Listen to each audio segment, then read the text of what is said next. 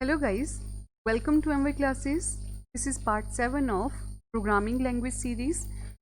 इस सीरीज़ से पहले हमारे प्रोग्रामिंग लैंग्वेज के 6 पार्ट आ चुके हैं जिनमें हमने थ्योरी डिस्कस की है और 6.1 एंड 6.2 उनमें हमने डिस्कस किया है कि प्रोग्राम को किस तरह से इम्प्लीमेंट करते हैं, किस तरह से वो एग्जीक्यूट होता है, किस तरह से स्टेटमेंट आगे पीछे लिखी जाती हैं, हेडर फाइल क्या है, मेन किस तरह से काम करता है, क्लियर स्क्रीन कहाँ यूज़ होती है, getch का फंक्शन का क्या काम है।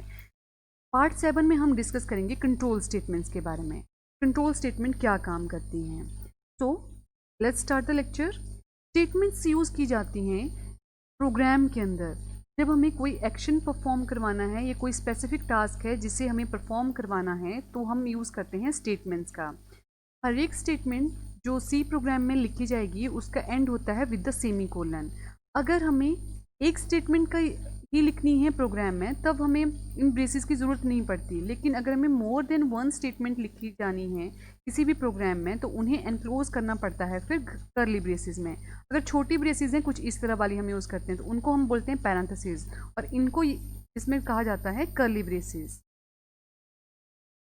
अब है कंट्रोल स्टेटमेंट। कंट्रोल स्टेटमेंट क्या काम करती हैं? मोस्टली ये यूज़ की जाती हैं कि जो भी इंस्ट्रक्शन प्रोग्राम में दी जा रही है या कंप्यूटर से हमें काम करवाना है या कोई भी सॉफ्टवेयर हम डिज़ाइन कर रहे हैं तो कंट्रोल स्टेटमेंट का अगर उसमें यूज़ है तो वो डिसाइड करती हैं वहाँ पे कि सीक्वेंस ऑफ द इंस्ट्रक्शन क्या रहेगा। इसीलिए इनको यहाँ पे कहते हैं डिसीजन मेकिंग स्टेटमेंट्स या स्ट्रक्चर या तो कंट्रोल स्टेटमेंट्स। ये प्रोग्राम का कंट्रोल अपने पास रखती हैं। कंट्रोल स्टेटमेंट जो हैं वो यूज़ करती हैं लॉजिकल एंड रिलेशनल कंडीशंस को। तो ये पार्ट 7 है हमारा। इससे पहले पार्ट 6 आ चुके हैं जिनमें हमने ऑपरेटर को भी पहले डिस्कस कर लिया है। जितने भी ऑपरेटर सी लैंग्वेज में यूज़ होते हैं वो डिस्कस हो चुके हैं, तो जिनमें लॉजिकल एंड रिलेशनल ऑपरेटर थे। तो अगर आपने वो पार्ट कवर अप कर लिए हैं तो मेरे को ये डिफाइन करना कि ये जो सिंबल है और ये वाला सिंबल ये कौन सा ऑपरेटर है इन दोनों में से, और ये सिंबल जो है ये कौन सा है, और इस सिंबल का नाम क्या है। सिंबल का नाम मतलब ये जो लाइन जैसी बनी है इसका क्या नाम है और ये कौन से ऑपरेटर हैं। अगर आपने नहीं देखे हैं तो पहले प्लेलिस्ट में जाइएगा और वहाँ पे प्रोग्रामिंग लैंग्वेज की एक प्लेलिस्ट बनी है जिसमें सारे पार्ट कवर अप किए गए हैं, उनको एक बार देखेंगे फिर इस पे मूव ऑन होंगे आप, ताकि चीज़ें कनेक्ट करने में आसानी रहेगी, क्या चीज़ कहाँ पे यूज़ हो रही है और उसका रेलेवेंस क्या है। अब डिसीजन मेकिंग में ये स्टेटमेंट यूज़ की जाती हैं। अब फिर से ये या तो सिंगल स्टेटमेंट होगी या तो ग्रुप ऑफ द स्टेटमेंट होगी जो किसी कंडीशन के ट्रू होने पे एग्जीक्यूट होंगी। या तो वो कंडीशन जो कंट्रोल स्टेटमेंट में दी जाएगी वो या तो ट्रू होती है या तो फॉल्स होती है। तो एक कंडीशन ट्रू बन गई, एक कंडीशन फॉल्स बन गई। अगर कंडीशन ट्रू है तो एक पार्ट एग्जीक्यूट होगा, अगर कंडीशन फॉल्स है तो कोई दूसरा पार्ट एग्जीक्यूट होगा। नॉर्मली जो है वो लॉजिकल ऑपरेटर ही यूज़ किए जाते हैं यहाँ पे। तो लॉजिकल ऑपरेटर कौन कौन से हैं जरा कमेंट बॉक्स में इनका भी आंसर देंगे कि लॉजिकल ऑपरेटर कौन कौन से हैं। बस उनके सिंबल्स के साथ आप और उनका नाम एब्रीवेट कर देना वहाँ पे कि ये सिंबल एंड ये ऑपरेटर है ये। नेक्स्ट है अब कंट्रोल स्टेटमेंट कितनी तरह की हैं। तो फर्स्ट है हमारे पास इफ़ स्टेटमेंट, सेकंड है if else statement, nested if या नेस्टेड इफ़ एल्स स्टेटमेंट्स हैं, एंड एल्स इफ़ की लैडर। अब फर्स्ट है इसमें इफ़ स्टेटमेंट। इफ़ स्टेटमेंट का यूज़ किया जाता है जब किसी कंडीशन को चेक करना है। अगर सिंगल कंडीशन दी गई है तो हम इफ़ के साथ ही यूज़ करते हैं उसको। अगर वो टेस्ट मतलब एक एक्सप्रेशन जो दिया गया है जिसको इवेलुएट करना है अगर वो ट्रू है तो एक ब्लॉक ऑफ द स्टेटमेंट जो है वो एग्जीक्यूट हो जाएगा। अगर वो एक्सप्रेशन इवेलुएट होता है फॉल्स तो कोई और ब्लॉक ऑफ द स्टेटमेंट है जो एग्जीक्यूट होना है उस केस में। अब इसका अगर एल्गोरिदम देखा जाए तो क्या है, अगर सिंगल इफ़ स्टेटमेंट दी गई है, सिंपल इफ़ स्टेटमेंट लिखा है तो वहाँ पे कोई एल्स पार्ट होगा ही नहीं, मतलब उसका कोई फॉल्स पार्ट नहीं है। फिर इफ़ लिखा जाएगा, उसकी टेस्ट कंडीशन दी जाएगी और कर्ली ब्रेसेस के बीच में वो स्टेटमेंट्स दी जाएंगी जो एग्जीक्यूट होनी है अगर ये वाली जो कंडीशन है ये ट्रू होती है। अगर ये कंडीशन फॉल्स होती है तो कुछ नहीं है, एल्स पार्ट में या इसके अलावा इन कर्ली ब्रेसेस के बाहर कुछ और नहीं लिखा गया। तो इफ़ स्टेटमेंट का यूज़ हम वहीं पे करेंगे जहाँ पे बस कंडीशन ट्रू ही आनी चाहिए या ट्रू ही होगी। अगर वो उस पर्टिकुलर कंडीशन को स्पेसिफाई नहीं करता तो फिर एल्स पार्ट में या उसका ऑप्शनल कुछ और नहीं है तो या तो वो काम होगा या तो वही काम होगा। इस तरह से है ये कंडीशन। अब इसका अगर हम फ्लो चार्ट की बात करते हैं तो ये आ गया फ्लो। ये कोई प्रोग्राम है जो बहुत बड़ा सा प्रोग्राम है, लेकिन हमने बस उतना पार्ट यहाँ पे शो करवाया है जितना हमारे इफ एल्स कंडीशन में यूज़ किया जा सकता है। तो ये फ्लो आया फ्लो चार्ट का, जो टेस्ट एक्सप्रेशन के पास गया। टेस्ट एक्सप्रेशन अगर हमारा ट्रू इवेलुएट होता है तो ये बॉडी ऑफ द इफ है, जो कर्ली ब्रेसेस के अंदर जितनी स्टेटमेंट लिखी हैं वो एग्जीक्यूट होंगी। अगर ये कंडीशन फॉल्स होती है तो फिर इसको स्किप कर जाएगा और ये फ्लो आगे मैच कर जाएगा। यहाँ से आगे फिर से कोई और प्रोग्राम है, कोई और स्टेटमेंट है, कोई और एक्सप्रेशन है, इस तरह से। ठीक है, अब हम इस इफ स्टेटमेंट की एग्जीक्यूशन देख लेते हैं एक बार कि ये प्रोग्राम कैसे एग्जीक्यूट करते हैं। तो पहले विंडो स्विच कर लेते हैं, यहाँ पे सी वाली विंडो के ऊपर स्विच करेंगे पहले। अब सबसे पहले फाइल पे गए, न्यू पे गए और इस एरो के ऊपर क्लिक करते थे हम। फिर फर्स्ट लाइन लिखी हमने यहाँ पे,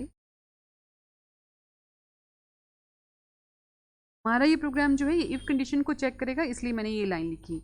अब यहाँ पे मैं 2 लाइनें अगले लिखूंगी, उन्हें आप एक्सप्लेन करना ज़रा कमेंट बॉक्स में कि ये क्या है और किस लिए यूज़ की जा रही हैं यहाँ पे।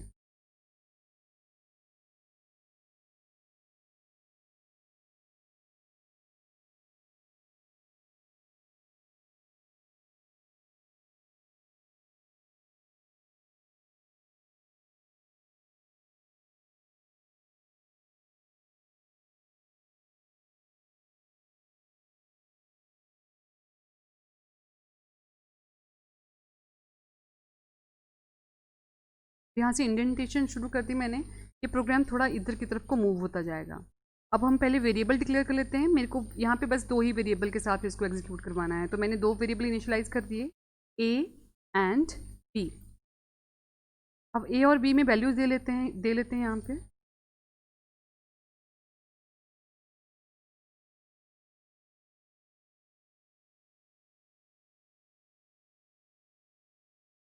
अब यहाँ पे हमारा एक इफ स्टेटमेंट यूज, अब मेरे को बस ए और बी में से बड़ा फाइंड आउट करना है कि क्या है। तो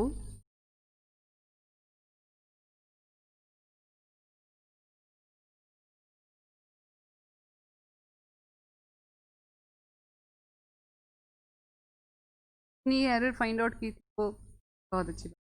अब हमने यहाँ पे इफ स्टेटमेंट को यूज़ किया, तो इसके अंदर की जो भी स्टेटमेंट लिखी जाएंगी वो मैं इनको थोड़ा और इंडेंट कर रही हूँ। क्यों? क्योंकि यहाँ पे भी हम कर्ली ब्रेसेस का यूज़ कर रहे हैं। तो मैंने पहले भी किसी प्रोग्राम में बताया था कि जितनी कर्ली ब्रेसेस हम स्टार्ट करते हैं उतनी ही हमें एंड करनी पड़ती हैं। तो यहाँ से ये देखने में भी आसानी रहती है कि ओके, एक ब्लॉक ऑफ द स्टेटमेंट था तो यहाँ की जो कर्ली ब्रेसेस थी वो क्लोज हुई हैं कि नहीं हुई हैं। अब यहाँ पे मेरे को प्रिंटएफ में स्टेटमेंट लेनी है।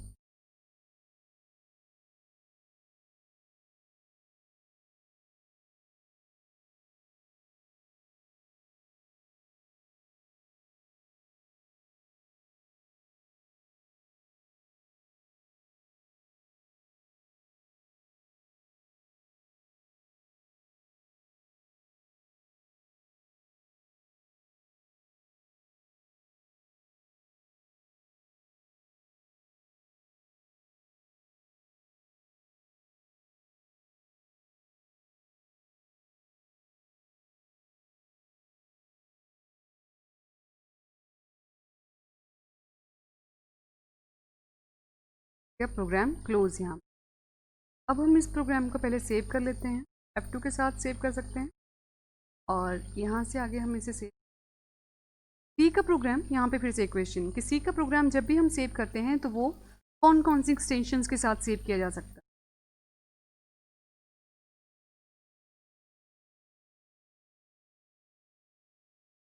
इसको कंपाइल कर रहे हैं और फिर रन कर दिया, तो a is greater 89 is greater. Okay, a is greater, ये मेरे पिछले प्रोग्राम की आउटपुट आ गई, जिसको रिमूव अगर हमें करना है तो यहाँ पे हम फिर फंक्शन यूज़ कर लेते हैं और इस again we have to 89 is greater. Okay, अगर देखो यहाँ पे 156 कर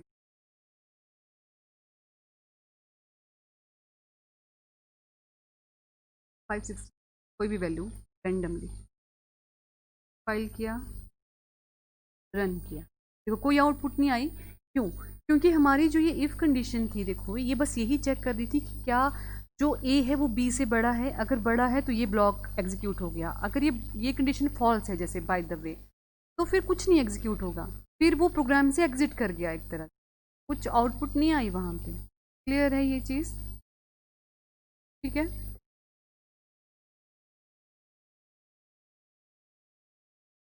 ओके, तो इसके बाद हम नेक्स्ट कंडीशन के ऊपर मूव करते हैं।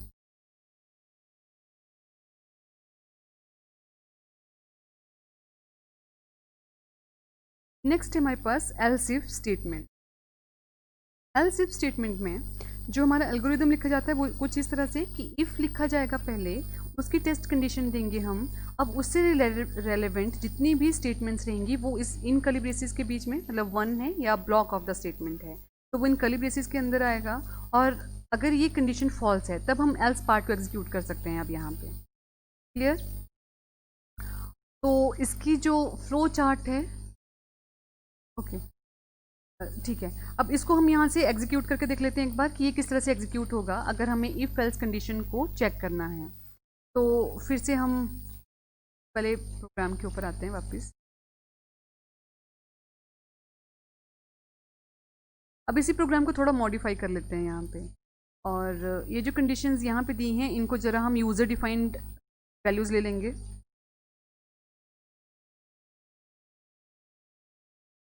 यूज़र डिफाइंड वैल्यूज़ का मतलब है कि वो रन टाइम के ऊपर ए और वी की वैल्यू मांगेगा।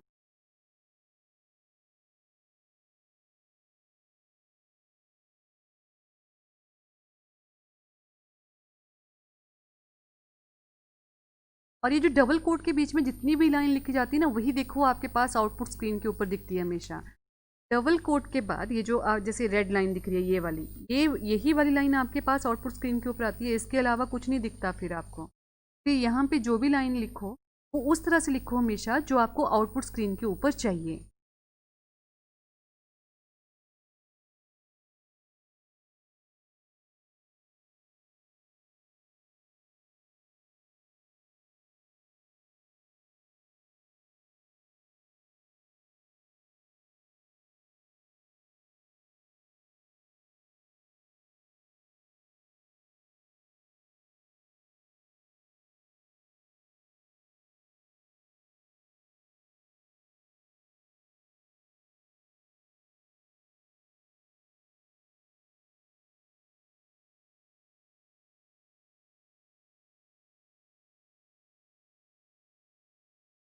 देखो वैसे ना, हमने जब इफ़ स्टेटमेंट लिखी है तो वहाँ पे मैंने स्पेसिफाई भी किया था कि अगर हम इफ़ स्टेटमेंट के अंदर सिंगल एक ही स्टेटमेंट देते हैं तो ये कंडीशन चेक हो गई, उसके बाद अगर हमने एक ही स्टेटमेंट दी है तो ज़रूरी नहीं है वहाँ पे कर्ली ब्रेसेस का यूज़ किया जाए।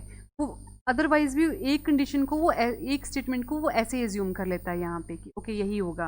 अब देखो रिमूव करके भी अगर हम करेंगे तो सेम ही आउटपुट आएगी। तो इसका जो एल्स पार्ट था वो भी लिखेंगे अब यहाँ पे।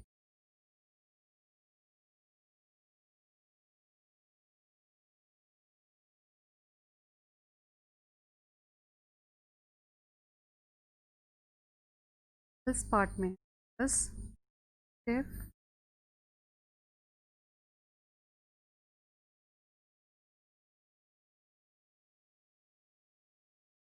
ग्रेटर, देखो ये जो हमारी ये कंडीशन थी ये तो यही चेक करिए कि ए ही बड़ा है, लेकिन अगर ये ए बड़ा नहीं है तो उसका एल्स पार्ट में क्या होगा यहाँ पे कि बी बड़ा है।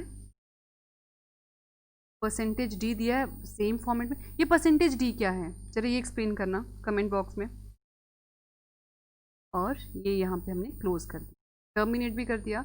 अब देखो जितनी बार भी आप करेक्शन करते हो प्रोग्राम में उतनी बार एक तो उसको सेव करना है, ठीक है, सेव हो गया ये, और उतनी ही बार उसको अलग अलग कंपाइल करना है हमें फिर से।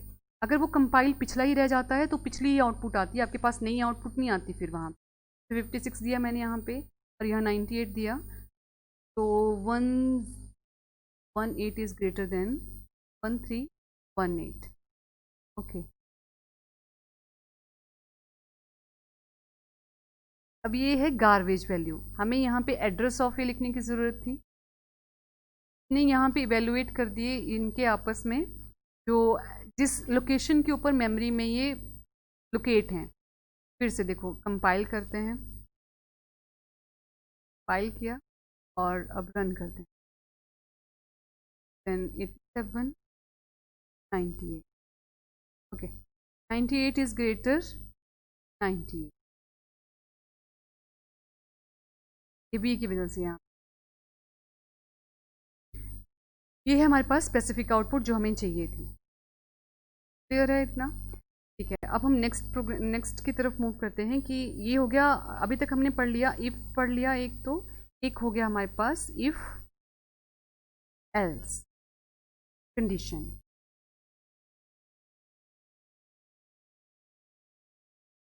करते हैं नेक्स्ट की। नेक्स्ट है हमारे पास इफ एल्स इफ स्टेटमेंट्स। अगर हमारे पास कॉम्बिनेशन में, अगर हमारी देखो इफ और एल्स में हमने क्या किया कि इफ की कंडीशन ट्रू है या तो वो कंडीशन फॉल्स है, अगर वो फॉल्स है तो फिर क्या एग्जीक्यूट होगा। लेकिन अगर हमारे पास ऑप्शन में भी फिर से कंडीशन है कि या तो हमारी इफ वाली कंडीशन ट्रू है तो ये स्टेटमेंट एग्जीक्यूट होगी, अगर हमारी वो कंडीशन ट्रू नहीं है तो ये स्टेटमेंट, ये वाली कंडीशन ट्रू होगी शायद, तो ये स्टेटमेंट चलेगी। अगर ये दोनों ही स्टेटमेंट फॉल्स हैं तो एल्स में ये वाली कंडीशन है ये चलनी चाहिए। अगर ये सारी ही कंडीशनें फॉल्स होती हैं तो फिर हमारे पास एक डिफ़ॉल्टेड स्टेटमेंट दे दी हमने एल्स में कि अगर ये सारी कंडीशन फॉल्स हैं तो ये एग्जीक्यूट होगी फिर। ठीक है, ये हो गई हमारे पास इफ़ एल्स इफ़ स्टेटमेंट। अब इनका यूज़ हम कहाँ पे करते होंगे? इसको हम इफ़ एल्स इफ़ लेटर भी कहते हैं। एक सीढ़ी जैसे बना देता है ये प्रोग्राम्स की। तो इसका यूज़ कहाँ पे किया जाता होगा? इसका यूज़ किया जाता है जब अगर एक प्रोग्राम बनाया जाता है कि रिज़ल्ट बनाना है और रेंज दी गई है कि अगर 35% से नीचे हैं तो फेल हैं, 35 to 40% अगर किसी के मार्क्स हैं तो वो पास है, 40 to 50 है तो वो सेकंड डिवीज़न है या थर्ड डिवीज़न है। इसी तरह से अगर 90 अबव है तो वो टॉप रैंकर्स हैं। इस तरह की अगर हमें आउटपुट चाहिए तो वो हम दे सकते हैं कंडीशंस में यहाँ पे। अब कंडीशन में कैसे, जैसे फर्स्ट कंडीशन दे दी जैसे कि अगर मार्क्स जो हैं वो जैसे ए में मार्क्स स्टोर किए तो ए अगर है हमारे पास लेस देन ग्रेटर देन 90 और अगर ए ग्रेटर देन 90 है तो हमारे पास एस ग्रेड आ जाए। क्लियर? अगर हमारे पास ए जो है अब 90 से लेके 80 के बीच में है तो उसके लिए आ गया फिर यहाँ पे ए ग्रेड। इसी तरह से अगर हमारी पूरी कंडीशन दी गई है तो हम इसका यूज़ कर सकते हैं वहाँ पे। और इसका यूज़ किया जा सकता है कुछ इस तरह से कि इसका भी हमें प्रोग्राम रन करके देख लेते हैं अब यहाँ पे कि कैसे यूज़ किया जाता होगा एल्स इफ एल्स लेटर का।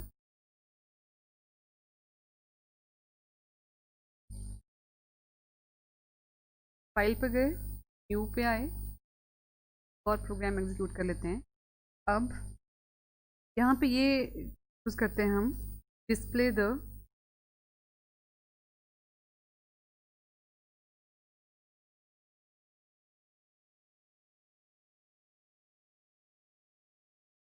Name of the month. First lines फिर से वैसी ही हैं।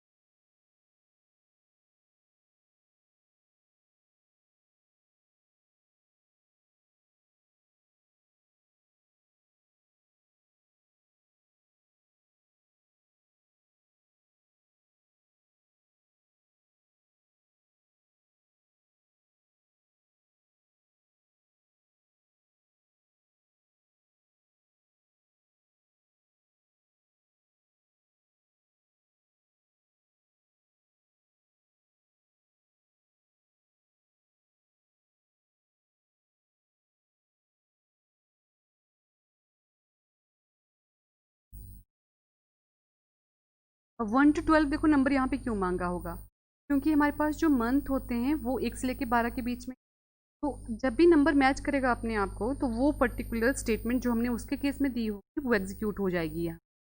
अब इसको हम स्कैन भी करवा लेते हैं।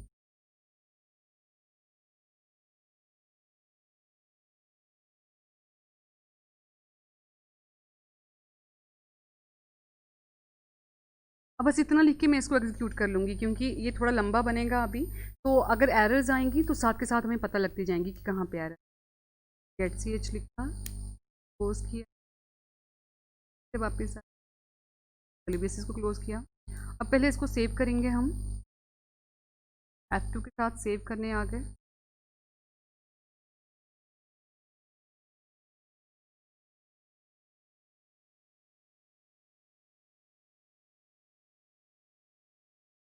अब इसको हम कंपाइल करते हैं।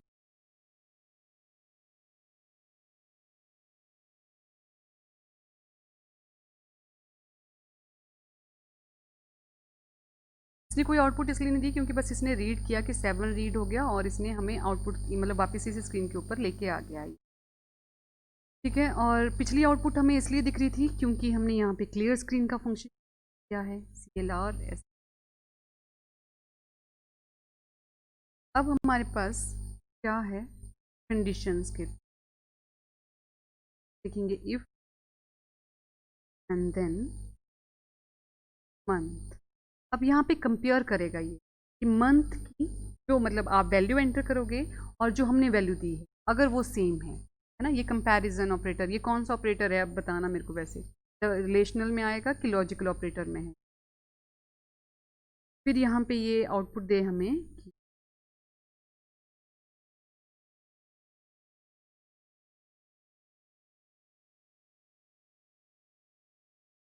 कि हम सिंपल जनवरी।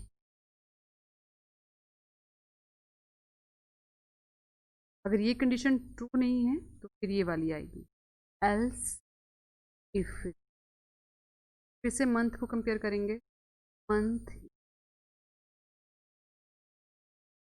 और जो कंडीशन जब भी हम देते हैं ना उनके साथ हमें टर्मिनेट नहीं करते कभी स्टेटमेंट को, क्योंकि वो स्टेटमेंट नहीं है, वो कंडीशन है। स्टेटमेंट ये वाली हैं कि जैसे हमने इंटीजर डेट वेरिएबल डिक्लेयर किए या कोई फंक्शन यूज़ किया, कंडीशन स्टेटमेंट में नहीं है, कंडीशन कंडीशन है। कंडीशन को कभी टर्मिनेट नहीं करते, जैसे हमने मेन वाले फंक्शन को भी कभी टर्मिनेट नहीं करते। ये भी एक एरर है, वार्निंग भी है। हमें जब एग्जीक्यूट करेंगे तो एक बार चलो लगा के देख लेंगे कि क्या आंसर आता है उसका।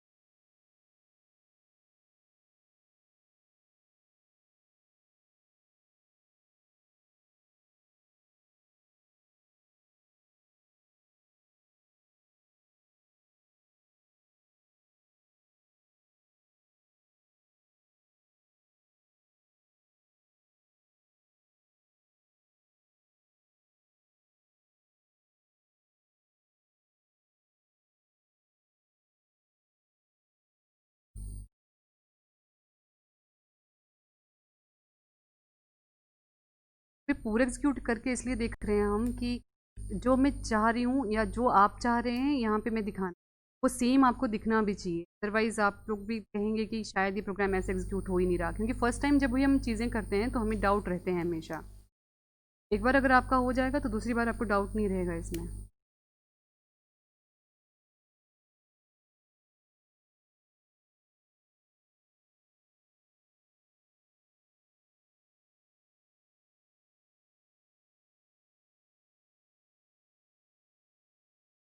हम फिर से ऐड कर लेंगे, यहाँ पे मार्च हो गया, अप्रैल,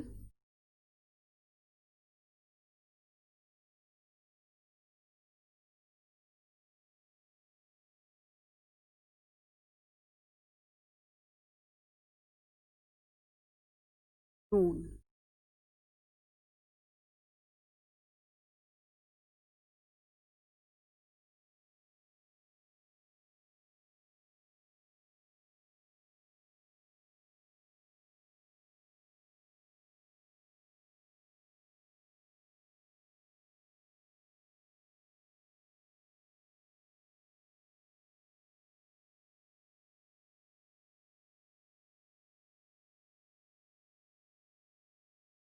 और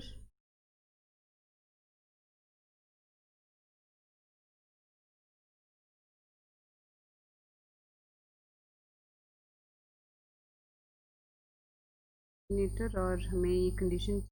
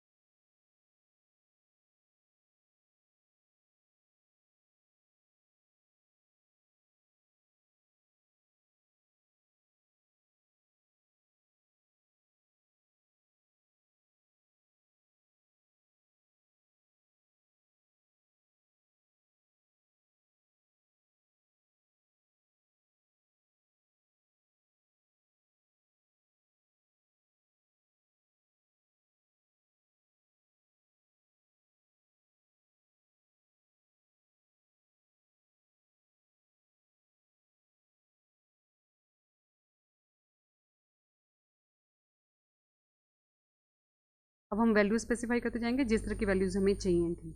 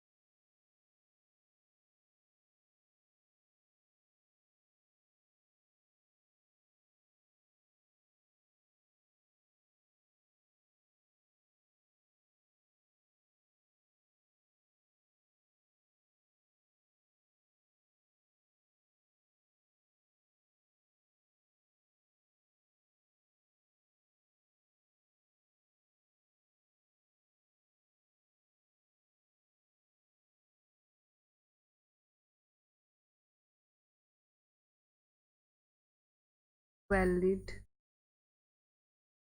नंबर।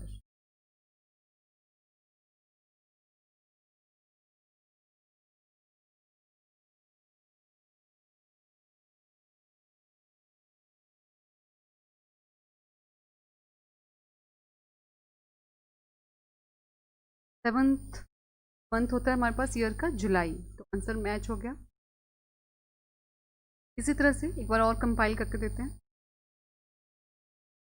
कि 87 जैसे एंटर कर दिया तो क्या आंसर आएगा। Enter valid number. अब क्लियर है।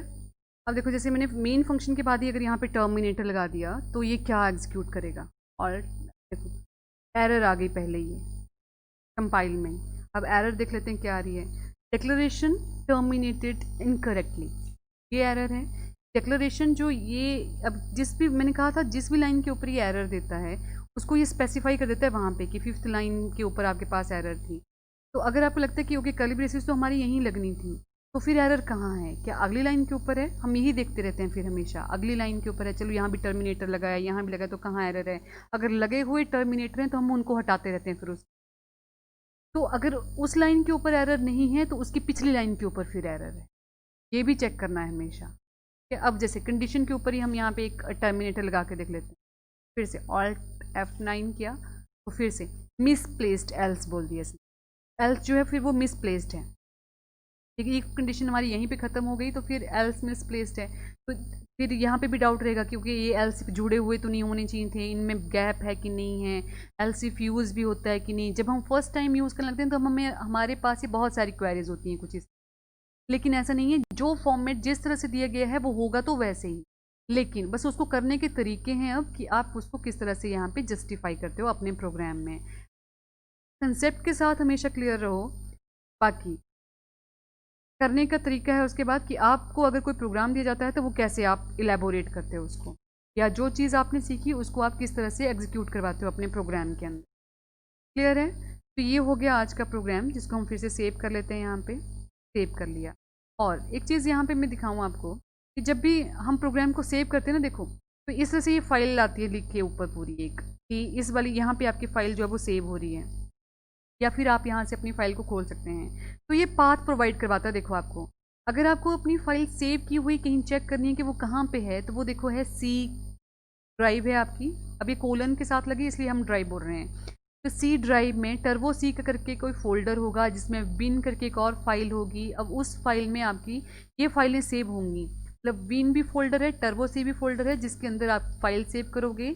अब कौन सी फाइलें सेव हैं, जैसे हमने देखो अर्थमेटिक का प्रोग्राम बनाया था, फर्स्ट का बनाया, इफ़ का बनाया अभी, तो ये सारे प्रोग्राम वहीं पे सेव हैं। तो अगर आपको एक्चुअल में अब फाइल कहाँ पे स्टोर है अगर वो चेक करनी होती है, तो फिर हम इस तरह से पाथ को फॉलो करते हैं और अपनी पर्टिकुलर फाइल के लोकेशन के ऊपर पहुँच जाते हैं वहाँ से। तो ठीक है, ये समझ में आ गया सबको। अब आते हैं फिर से अपने प्रोग्राम ये लेक्चर के ऊपर। तो ये हो गया हमारे पास एल्स इफ की भी हो गया, इफ एल्स भी हो गया और इफ सिंपल वाला भी देख लिया हमने। अब ये है हमारे क्वेश्चन। अगर आप मेरे इस चैनल पे नए हैं तो चैनल को सब्सक्राइब ज़रूर कीजिएगा। और ये बस 2 ही क्वेश्चन हैं आज के लिए, तो इनको एक बार जस्टिफाई कीजिएगा अपनी नॉलेज को। यहाँ पे कमेंट बॉक्स में आंसर ज़रूर देना इसके, ये क्या काम कर रहा है, क्या नहीं कर रहा, क्या हमारे पास आउटपुट आनी चाहिए, क्या नहीं आनी चाहिए। तो thanks for watching the lecture and have a nice day. Stay home, stay safe.